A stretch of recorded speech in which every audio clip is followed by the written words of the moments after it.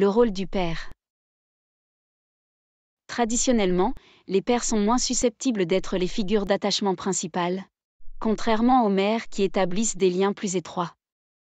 Cependant, les recherches suggèrent que le temps passé avec l'enfant est moins important que l'interaction elle-même. Intéressant.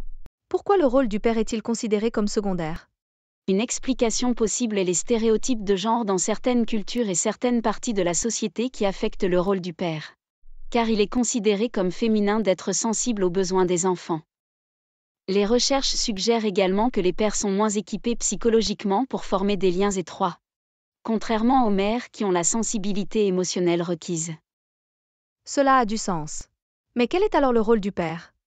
Les recherches suggèrent que le rôle du père est davantage considéré comme celui d'un compagnon de jeu pour encourager l'activité physique, les situations difficiles, et donc encourager la résolution de problèmes en imposant des exigences cognitives à l'enfant.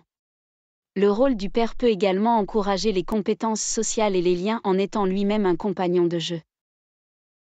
Waouh, je n'en avais aucune idée. Quels facteurs influencent la relation père-enfant?